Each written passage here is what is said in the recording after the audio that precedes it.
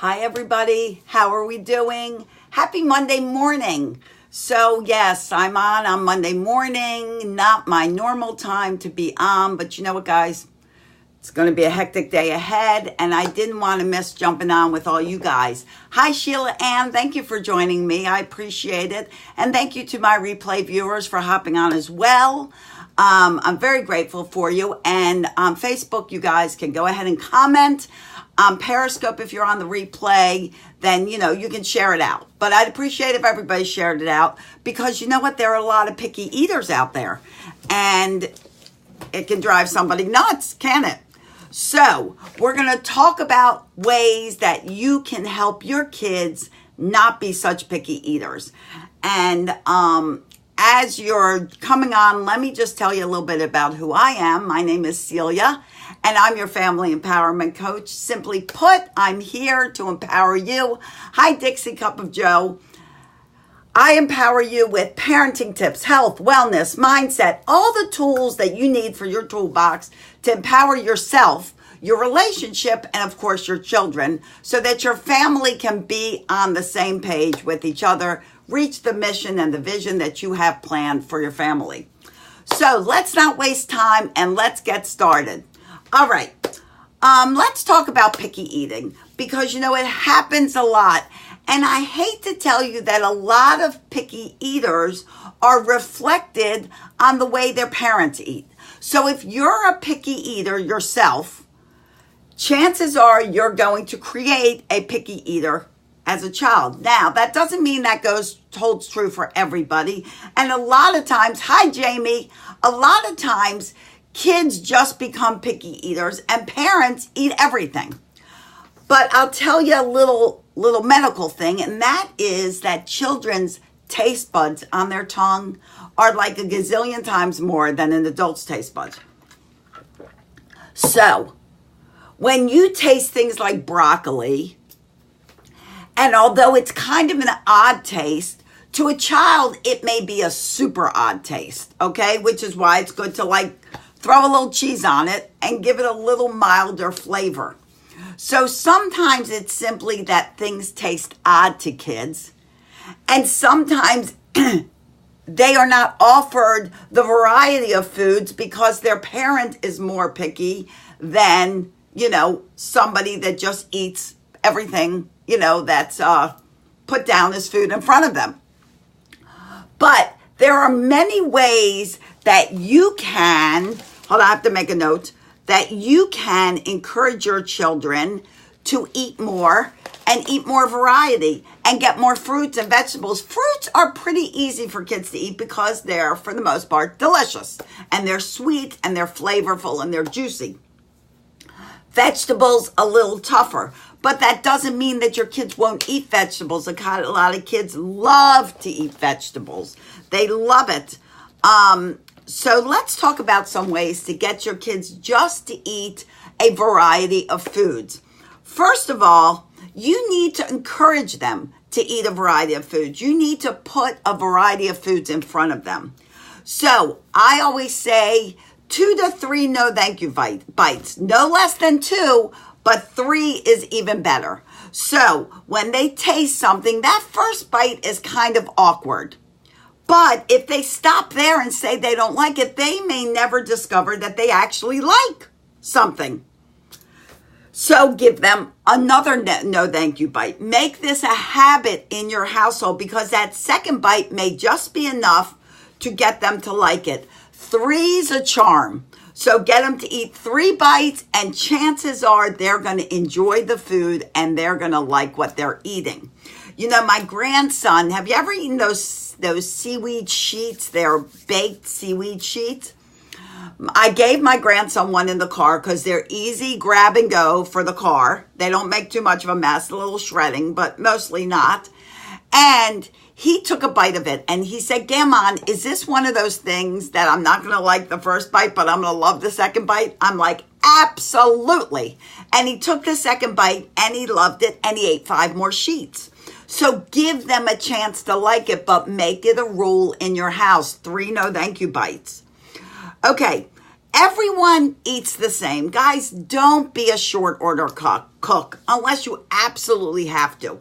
But that's because your child absolutely refuses to eat anything. But if you start becoming the cook that cooks one meal and we all sit down and fix that meal and eat that meal, then they will know that they don't have like, oh, I don't want this, I want peanut butter and jelly. Oh, I don't want this, I want macaroni and cheese. I don't want this, I want you to cook me some chicken.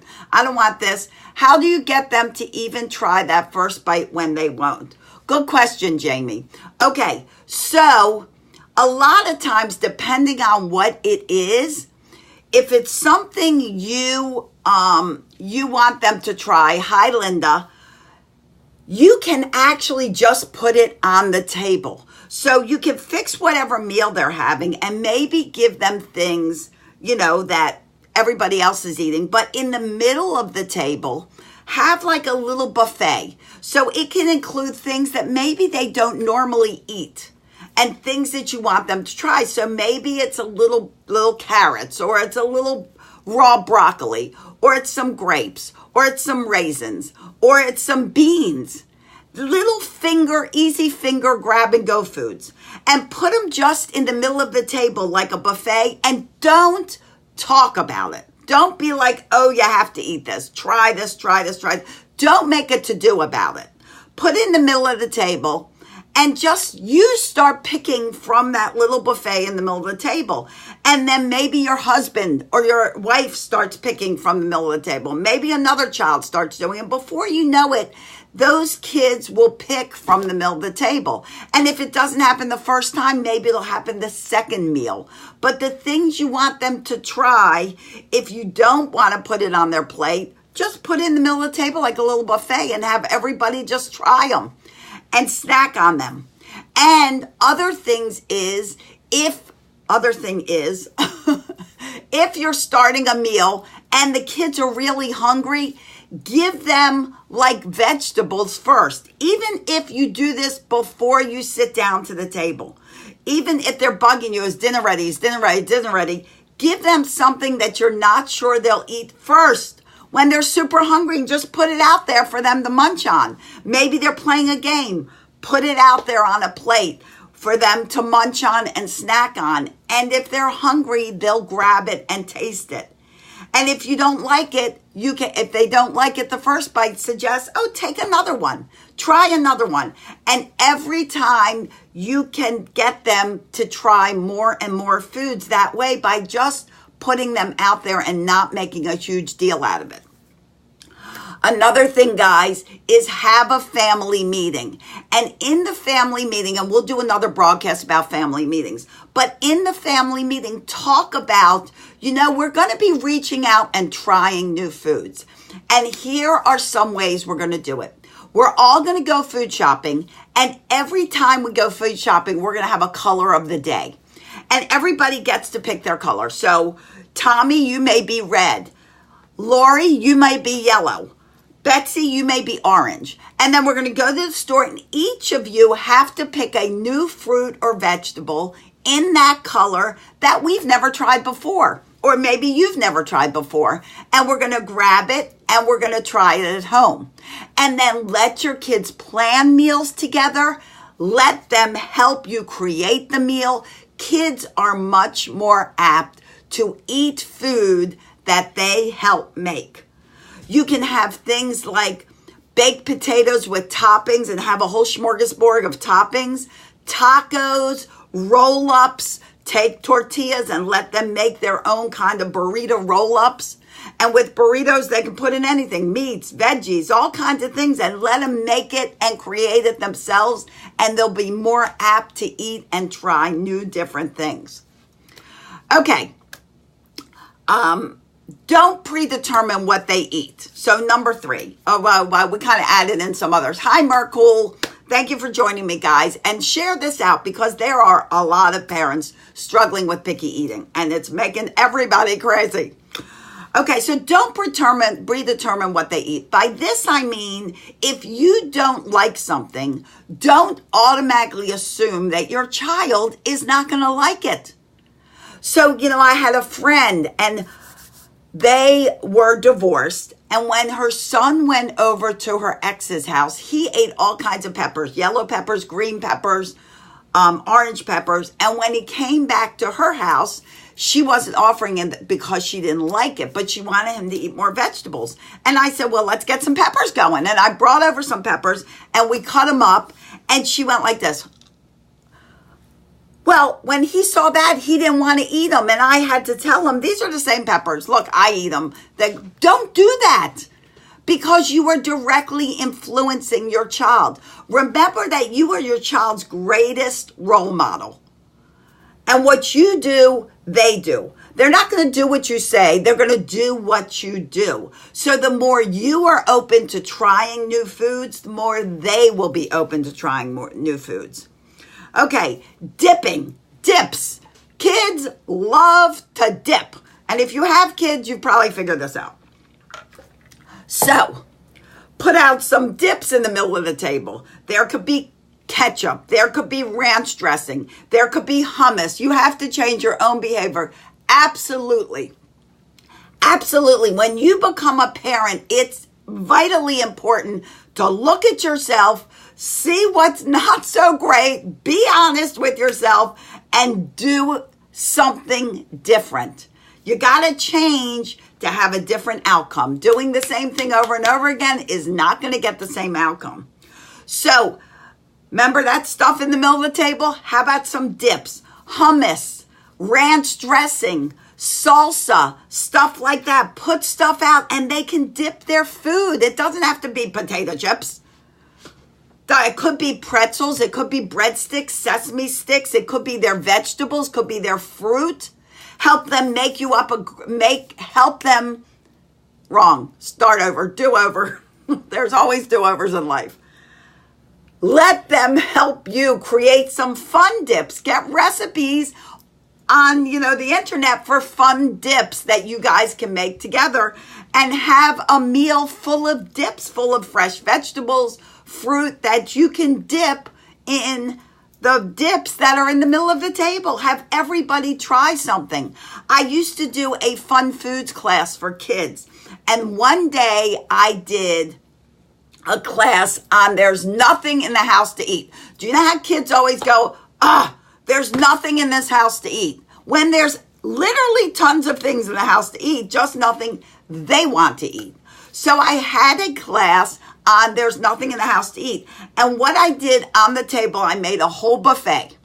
And the buffet was cold soup out of a can because, not always are your kids allowed to cook.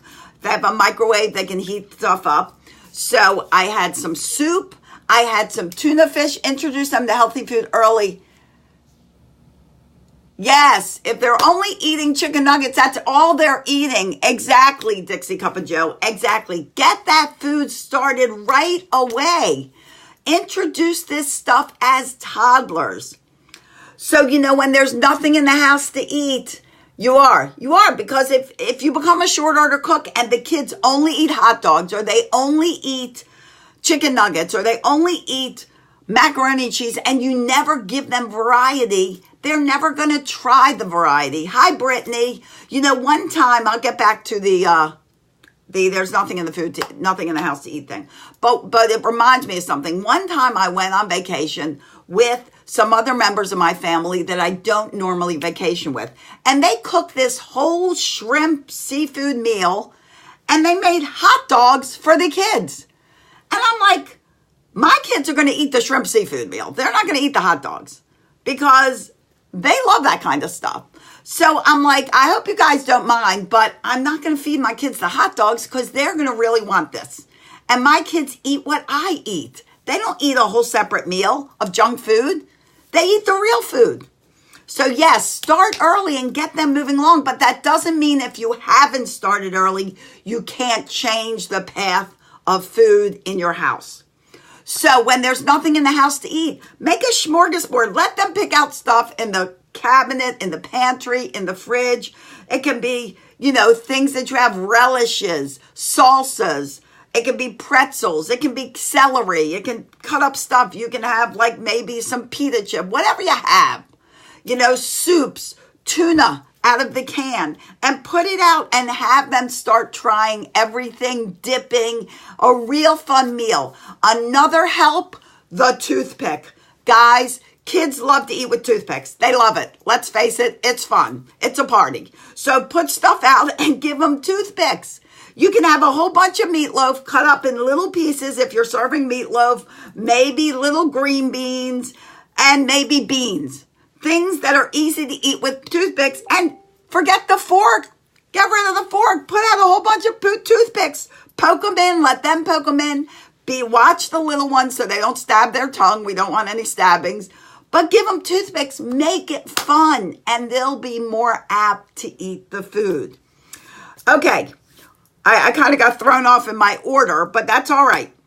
If you don't want them to eat it, guys, don't buy it. I had one of my clients ask me, well, my kids eat, all they want to eat is potato chips. Potato chips, potato chips. That's all they want to eat. Potato chips and chocolate. I'm like, well, if that's all they want to eat and it's not in your house, they're going to have to eat something. So if all they eat is potato chips and chocolate, stop buying potato chips and chocolate. Buy healthy food. Go for healthier options. Set up grab and go in the fridge. Hard-boiled eggs. Cut up fruits and vegetables. Something that's easy to grab and go when you go. Something that's easy to, if you're running out, you're running late and you didn't grab a breakfast, how about some hard-boiled eggs and maybe a little, I can't think. Squeeze, the squeeze veggies and stuff like that. I mean, they're good for big kids too because they don't make a mess and they make them for they make them for adults. Those things are healthy and easy grab and go. Watch out for breakfast bars and things like that. Really look at them. Kind bars are great, full of nuts and good ingredients and great for an easy breakfast grab and go or easy snack grab and go. But a lot of the cereal bars and things like that, and even a lot of the what so-called protein bars, if you have special needs kids, don't blame poor eating on that factor 99. Yes, exactly. I'll address that 1 second. Thank you. And, a lot of those grab and go bars that are Lara bars, very good. Yes, they are very good. And, but a lot of those bars are full of sugar. They're like candy bars. And special needs kids, guys, I've been working with special needs populations for over 30 years. And I'm telling you, they're one of the highest in obesity rates because exactly what she said, people want to give in to them. They feel badly. They want to treat them, whatever it is, or they want to just blame it on the special need issue, and that's all they'll eat. Don't do that. Yeah, kids do like Lara bars. And, the kind bars, I know a lot of kids will eat too, but the only thing with kind bars is they're very full of nuts, except, guys, side note, they have new kind bars that are easier for little kids to eat that are square and flat and chewier. They're not so full of hard nuts. Much easier for a little kid to eat and still full of protein. I've worked with them for 20 years. I met one child that was actually, yes, exactly. There are some cases, and there are some regular children that, that don't have a special need issue, but have, refuse to eat anything. And when they're little, sometimes you just got to feed them so they eat something. But I had a special needs child in one of my classes. He was autistic and it was snack time, and you're going to get blown away by this Dixie cup. But his mom packed him an entire family pack of Oreo cookies. This was his snack. It wasn't like a bag of Oreo cookies, like 2 of them. No, it was the entire family pack. And then she wondered why there was, yes. And she wondered why he was like bouncing off the walls. I'm like, maybe it has something to do with the 500 Oreo cookies you're feeding him. And it makes me a little nuts. I'm a little passionate about that. I know, crazy funny. Okay, but yes, do not say, well, my kids don't eat this. Yes, oh, good. We'll have to chat. Reach out to me. Give me your email on Periscope, or, friend me on Facebook, Celia Kopitz-Gibler, or, message me. But if, give me your email, I'll reach out to you. But anyway, we have to talk. Okay, so I've lost track. I too, ADD, a little crazy, which is why I get along with children so well, because, we relate. We bond. We're on the same level. Okay, this is something else that my kids always, my parents say a lot. They're like, oh, I don't, it's so messy when they try new foods, or they do this, or they're trying to eat with a spoon, or they're learning to do this. Guys, get over it. It's messy. When kids learn to eat, when they try new things, they might, just be a little messy. Maybe they're learning how to eat yogurt. They got a big bowl of Greek yogurt and they're learning how to eat, which meanwhile, let me tell you that Greek yogurt, twice the protein of regular yogurt. And they're spooning and it's dripping, but you still want to encourage them to eat by themselves and try new foods. Let them make a mess. Messes are fun. Who cares? There's a thing called soap and water and bibs. Let them make a mess. If they want to try new foods and they want to eat them themselves and they don't want you to yes, exactly. They'll never learn anything if they don't try. You want them to be more independent. And part of learning to try new foods is part of letting them celebrate their independence and letting them be in control of things. Give them yogurt before bed. Exactly. Give them yogurt before bedtime. Absolutely, it's all over the clothes, whatever, you're washing them anyway. Wash it off. Sippy cups are great. Let them learn how to use a sippy cup. Don't discourage their independence. They need to grow. They need to try new things. And the more you encourage their independence and you set an example for your children, hi, Ellen, the more they will learn to be trying new things, be more independent, really discover that they do have some control over their life, vitally important. So let me check. I'm not sure if I want to talk about something else because I can't remember. But I kind of got off topic, but that was great. Anyway, no big deal. So anyway, guys, hi, Phil. Thank you for joining me. So if you put a lot of these things into, action in your home, try the little smorgasbord in the middle of the table. Try the dipping. Try toothpicks. Incorporate the fun. Get them shopping with you. A lot of education can happen when they're shopping with food labels. The good foods in the perimeter of the food store. Get them shopping, get them helping you cook. You can get creative bowls that stick to tables, large grip handles. Exactly. There's all kinds of things to help kids of all abilities to eat independently on their own. So there are spoons and forks that hook onto their hands, to give them a little more control, depending on if they have some challenges as well. All kinds of great stuff you can utilize to help your kids eat more independently, eat more great food, not be so picky, and be able to explore the food they're eating. People go, don't play with your food. Play with your food. Make it fun. Make food time a great time. Sit down and eat together as a family. Open up bridges of communication. Start talking about what you're eating. Talking about what it tastes like.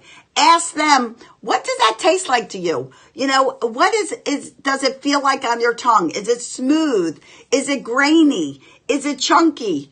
What is it? What food group does this go into? Here's on your table. What food groups do these go into? Get them involved. Make food time a fun time and a game time and an educational time. And your kids will join in eating more and more. And don't be a pain in the neck to them. Don't nag them. Nobody likes being nagged. So stop nagging. Talk. Be happy. Smile. They will come along to eating more and more and more when you open up your eyes and offer it to them and you eat more and more variety in your meals. Let them help you plan. Guys, if things are really irritating you in life, this whole week I'm talking about things that piss us off as parents. We'll be talking about, and what are we talking about tomorrow? We're talking about, I can't remember. Oh, talking back. We're talking about talking back. Talking back tomorrow. If they're Klingons and they won't let go of your leg and they're making you nuts. If they're whining too much, that's Friday. Join me all week. That's what we're talking about. And guys, if you really want to gain more patience, stop the yelling, more communicating. Nagging usually results in them fighting you because they love you. Exactly. They're getting a reaction. And that is key. If you're giving them a reaction, they're going to cling on to that and take that reaction. You know, my father used to say a really funny saying. Actually, he just said it the other day. And it sounds crazy, but in parenting and children, it's absolutely true. So here you go. Better to be wanted for murder than not to be wanted at all. Now, as crazy as that sounds, the gist of that is they will do what they want to do. And we're not talking about murder. No one in our family became a murderer hearing this slogan. But there are things kids want to do just to feel wanted. They just want to belong. Teenagers especially. They want to belong. So make them feel wanted for all the great things. Enjoy them. Have fun with them. Put the joy back in your family. And if you want to learn more about doing this, if you want to, do more, be more, make your family happier, less yelling, less struggles, less being pissed off, I'm doing a great interactive workshop on Zoom this weekend, Saturday at 8:30 in the morning. It's going to be about 2.5 hours. I'm going to give you information. It's going to be a question and answer. So you get to ask me questions and I get to offer you answers, and everyone on gets to discuss things.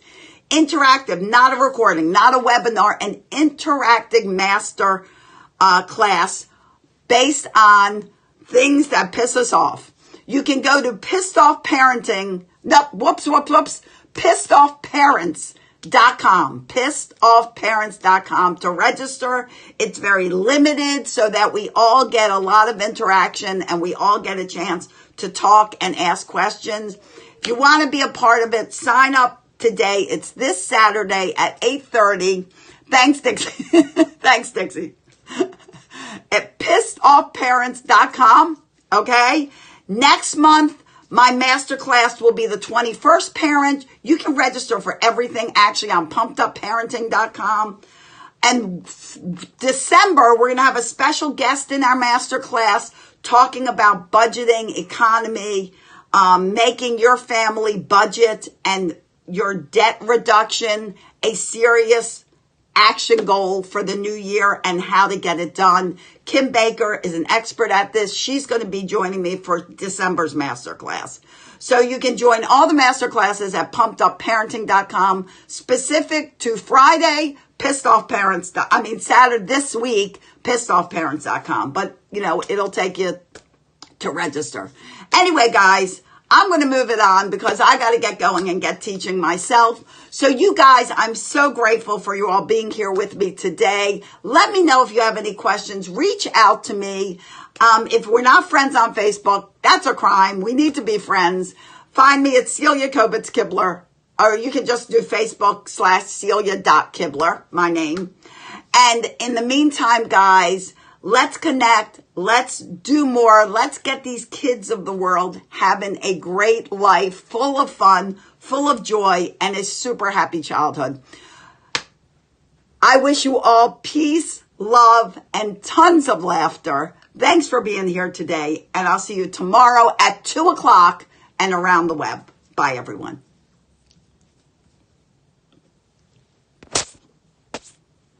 Whoops.